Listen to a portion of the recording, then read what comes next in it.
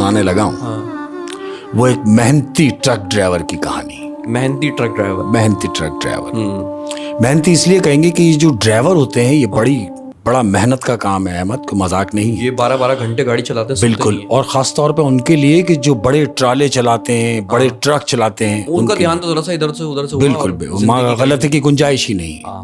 तो ये एक मेहनती ड्राइवर की कहानी मैं आपको सुनाने लगा हूँ। अब चूंकि एक कंपनी से मुंसलिक था, ट्राला चलाता था, एक दिन उसको कॉल आती है कि आज जो आप माल लेके जाएंगे वो आज आपका रूट चेंज है, अलग ट्रैक से जाएंगे। यानी हाईवे पे चढ़ेंगे और हाईवे पे चढ़ने के बाद उल्टे हाथ पे जब आप उतरेंगे तो सारा कच्चा शुरू हो जाएगा।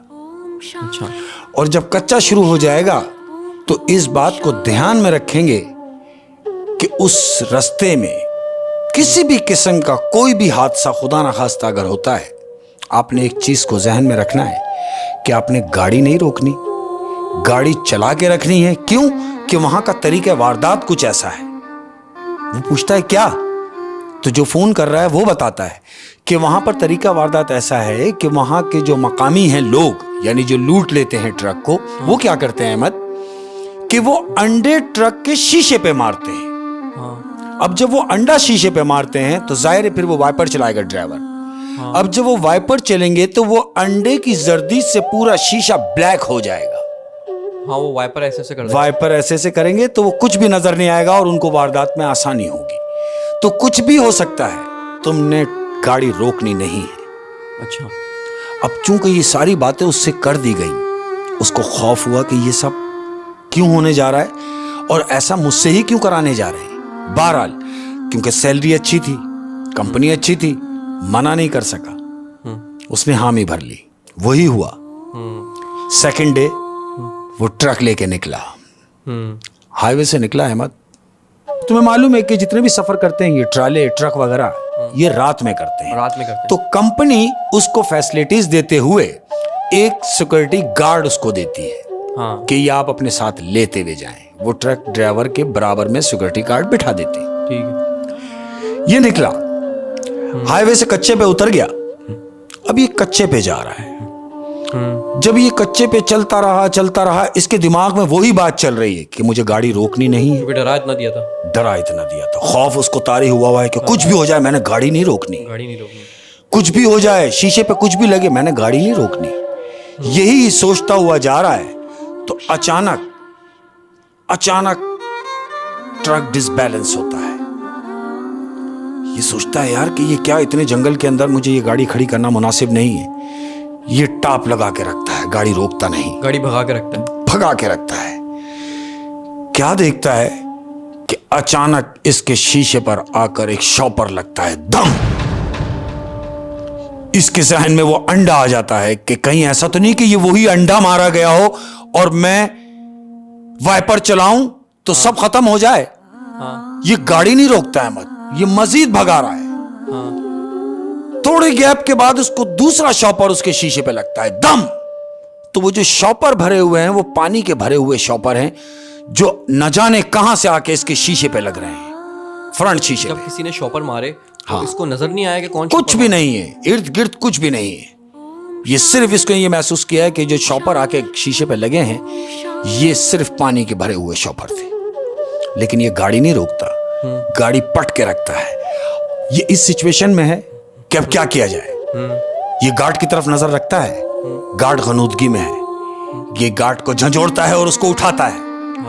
गार्ड उठता है, क्या हुआ? कहता, बेवकूफ तुम देख नहीं रहे क्या हुआ? बोला, नहीं मेरी तो आंख लग गई थी। क्या देखता है कि पीछे से हेडलाइट इसको डिम पर मार रही है। अब गार्ड भी उठ गया, गार्ड भी उठा हुआ है।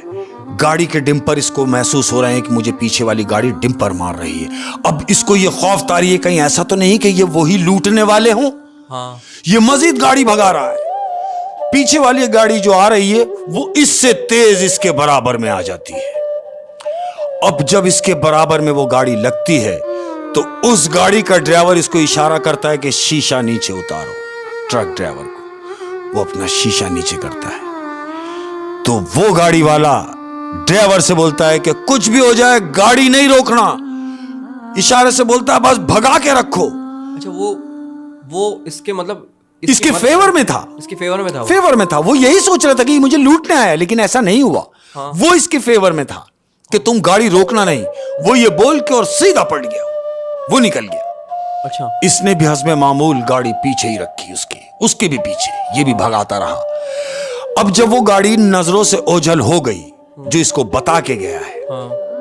घना जंगल है, ट्रक डिसबैलेंस हो रहा है। इसको ये महसूस हुआ कि शायद टायर की हवा कम हो गई है, या मे बी कि टायर खुदा ना खास्ता इस घने जंगल में पंचर हो गया है। सामने वाली गाड़ी नजरों से ओझल हो गई। ओझल हो गई है। जब सामने वाली गाड़ी नजर नहीं आती तो ये सोचता है कि मैं और स्पीड दूं। जब ये स्पीड देता है तो क्या महसूस करता है कि ट्रक भाग नहीं रहा है, अहमद, ट्रक भारी होता जा रहा है। वो ट्रक वजनी महसूस हो रहा है कि ऐसा लग रहा है कि जैसे ट्रक पे इससे डबल तिबल लोड रख दिया गया हो। वो गार्ड को देखता है और कहता है मुझे ऐसा महसूस हो रहा है कि या तो पंचर है, हाँ। या हवा कम हो गई है। तो गार्ड उसको बोलता है कि ठीक है, अगर ऐसा महसूस कर रहे हो तो फिर गाड़ी साइड में लगाओ। वो कहता है इतने घने जंगल में? कहता है जब ऐसा है तो तुम गाड़ी साइड में लगाओ। अगर खुदा ना खास्ता पंचर हो गया तो हम जंगल में कैसे पंचर लगाएंगे? ड्राइवर की बात समझ में आई, उसने गाड़ी साइड में लगाई और गार्ड से कहता है ठीक है, तुम उतर के गाड़ी के व्हील चेक करो। गार्ड उतरता है डरते हुए घने जंगल में, नीचे उतरता है, अगले व्हील चेक करता है। ड्राइवर ने देखा कि उसने अगले व्हील चेक किए। अब वो पिछले व्हील चेक करने के लिए जा रहा है तो ड्राइवर ने उसको साइड ग्लास में देखा कि हाँ, ये व्हील चेक करने जा रहा है। वो गया तो है अहमद, न जाने कहां गया। वो शीशे से उसको देख तो रहा था, देख रहा था, वो गया जरूर है। हाँ। लेकिन काफी देर हो गई, वो वापस नहीं आया। वो ट्रक का हॉर्न बजाता है, हाँ। एक दफा, दो दफा, लेकिन कोई रिप्लाई नहीं हुआ ड्राइवर को कि गार्ड को मैंने भेजा है, वो तो वापस ही नहीं आया। ये डरते हुए नीचे उतरता है, नीचे उतर के सीधा पिछले व्हील की तरफ जा रहा है। अब जब पिछले व्हील की तरफ ये पहुंचता है, वहां देखता है कि वो गार्ड मौजूद नहीं है अहमद। कौन गया? अब जब वो गार्ड मौजूद नहीं है, घने जंगल में इसको एक चीखने की आवाज आती है। जब इसको चीख की आवाज आती है तो ये डर के वापस ड्राइवर साइड की तरफ भागता है। इसको फिर ख्याल आता है कि कहीं ऐसा तो नहीं कि गार्ड को किसी जंगली जानवर ने घेर लिया हो। ये सोच के ये रुकता है। फिर क्या सुनता है कि एक फायर की आवाज आती है। जब फायर की आवाज आती है तो इसको यह महसूस होता है कि हां, रिवॉल्वर तो था गार्ड के पास। मुझे लगता है कि शायद गार्ड ने उस जानवर को गोली मार दी।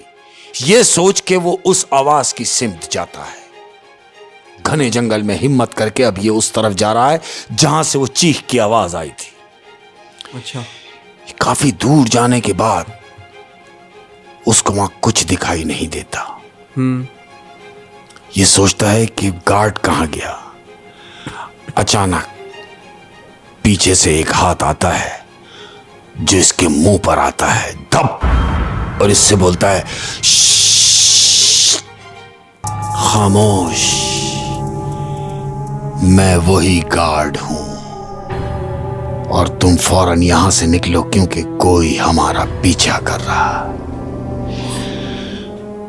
ये दोनों ट्रक में बैठते हैं अहमद और वहां से भागते हैं। अब जब ये वहां से भागते हैं, ये दोनों आके गाड़ी में बैठते हैं। हाँ। अब जब गाड़ी में बैठते हैं तो ड्राइवर ने सलफ मारा और ट्रक भगाया। अब उसने ये देखा कि ड्राइवर की सांस फूल रही है। वो इस कंडीशन में नहीं है कि वो कुछ बता सके। हाँ। और ये खुद भी बहुत डरा हुआ था। ये खुद भी, दोनों डरे हुए हैं। हाँ। तो ड्राइवर ने बेहतर ये समझा कि अभी इससे कुछ पूछना बेकार है, बजाय इसके कि कुछ पूछा जाए, यहां से निकला जाए। हाँ। 2.5-3 घंटे की ड्राइव होती है अहमद। वो रात ड्राइव में 2.5-3 घंटे वो मंड के जंगल में गुजर रहा है। क्या देखता है 3 घंटे के बाद कि कहीं उसको रोशनी नजर आती है। वो रोशनी की सिमत जाता है तो वो पेट्रोल पंप है। अच्छा। वो जब पेट्रोल पंप पे ट्रक को लगाता है और गार्ड से पूछता है कि होश में आओ। गार्ड कहता है हाँ मैं होश में हूं। तो कहता है अब मुझे बताओ कि तुमने वहां क्या देखा। वो कहता है कि काश मैं तुम्हें बता सकता, लेकिन जो मैंने देखा वो तुम देख नहीं सकते थे। क्या देखा था उसने? मैंने वहां क्या देखा, यही ड्राइवर ने उससे पूछा कि तुमने जो देखा वो मुझे बताओ। हाँ। तो कहा कि जब मैं पिछला टायर चेक करने के लिए गया हाँ। तो मुझे एक आवाज आई। आवाज कह रही है कि यहां आओ। मैंने उसको अपने पास बुला रही। अपने पास बुला रही है। मैंने जंगल में इर्द गिर्द देखा तो कोई भी नहीं था। मैं फिर टायर चेक करने में लग गया। मुझे फिर आवाज आती है, तुमने सुना नहीं? मैंने तुम्हें कहा कि यहां आओ। ये उठता है। जैसे ही मैं उस आवाज की सिमत गया, मैं उस आवाज की सिमत पहुंचा हूं घने जंगल में, तो क्या देखता हूं कि एक 15 फीट का आदमी जो काली बुर्राख चादर ओढ़े हुए है, गोल चमकती हुई लाल आंखें, जला हुआ उसका चेहरा, ये उसको देखता है और फायर करता है। और आगे फायर करते थे। कहता है मैंने फायर किया और फायर करते ही मैं दरख्त के पीछे छुप गया। मैं दरख्त के पीछे छुप गया।